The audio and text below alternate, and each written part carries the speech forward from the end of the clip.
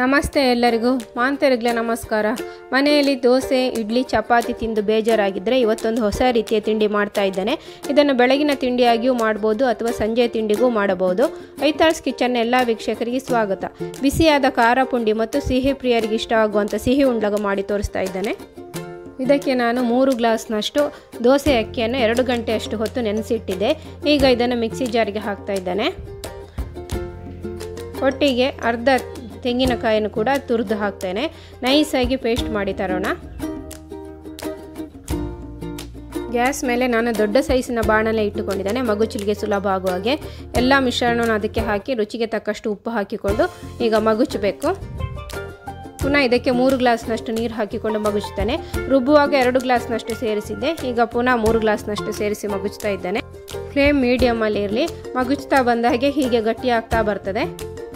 ಈ ಹದಕ್ಕೆ ಬರಲಿಕ್ಕೆ ಒಂದು 8 ರಿಂದ 10 ನಿಮಿಷ ಆದರೂ ಬೇಕು. ಹೀಗೆ ಕೈ ಬಿಡದೆ ಮಗುಚ್ತಾ ಇರಬೇಕು. ತಳ ಸಂಪೂರ್ಣವಾಗಿ ಬಿಟ್ಟಿದೆ. ಈಗ ಇದು ಬೆಂದಿದೆ. ಇದನ್ನು ಅಗಲವಾದ ಒಂದು ತಟ್ಟೆಗೆ ಹಾಕ್ಕೊಂಡಿದ್ದೇನೆ.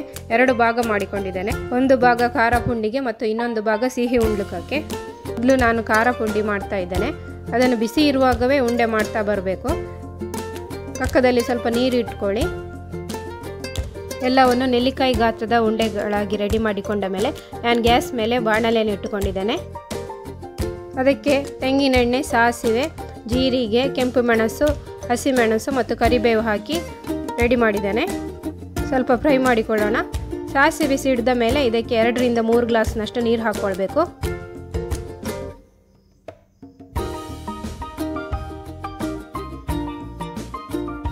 ರುಚಿಗೆ ತಕ್ಕಷ್ಟು ಉಪ್ಪು ಹಾಕ್ಕೊಳ್ತೇನೆ. ನೀರು ಸ್ವಲ್ಪ ಬಿಸಿ ಆದಮೇಲೆ ರೆಡಿ ಮಾಡಿಕೊಂಡ ಎಲ್ಲ ಪುಂಡಿಗಳನ್ನು ಇದಕ್ಕೆ ಹಾಕಬೇಕು.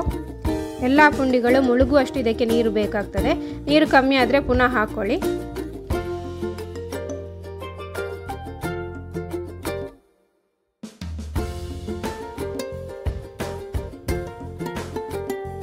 ಇದಕ್ಕೆ 1 ಸ್ಪೂನ್ನಷ್ಟು ಬಿಳಿ ಎಳ್ಳು ಹಾಕ್ಕೊಳ್ತೇನೆ.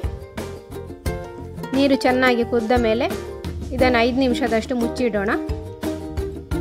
ಇದು ಮೊದಲೇ ಸ್ವಲ್ಪ ಬೆಂದಿರುವ ಕಾರಣ 5 ನಿಮಿಷದಷ್ಟು ಹೊತ್ತು ಮುಚ್ಚಿಟ್ಟರೆ ಸಾಕು. ಎಲ್ಲ ಮಸಾಲೆಗಳನ್ನು ಹೀರಿಕೊಳ್ಬೇಕು ಅದು. ನಂತರ ಕಟ್ ಮಾಡಿಕೊಂಡ ಕೊತ್ತಂಬರಿ ಸೊಪ್ಪು ಹಾಕೋಣ. 2 ನಿಮಿಷದಷ್ಟು ಹೊತ್ತು ಪುನಃ ಕುದೀಲಿ.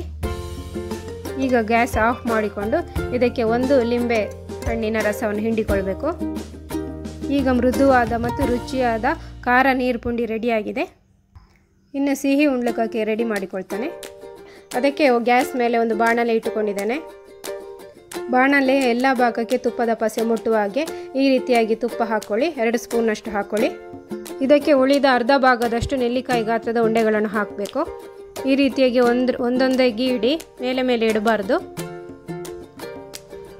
ಎಲ್ಲ ಪುಂಡಿಗಳನ್ನು ಇಟ್ಟ ಮೇಲೆ ನೀರನ್ನು ಈ ರೀತಿಯಾಗಿ ಚಿಮುಕಿಸ್ಕೊಳ್ಬೇಕು.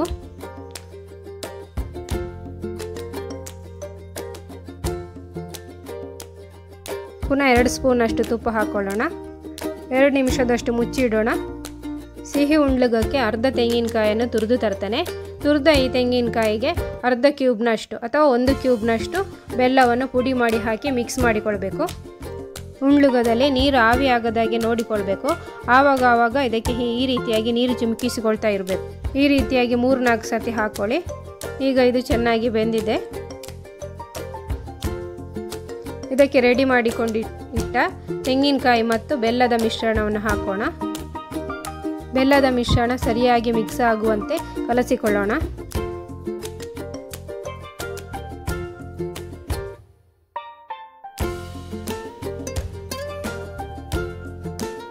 ಸಿಹಿ ಉಂಡ್ಲುಗ ಮತ್ತು ಖಾರ ಪುಂಡಿ ಈಗ ಬಡಿಸಲಿಕ್ಕೆ ರೆಡಿ.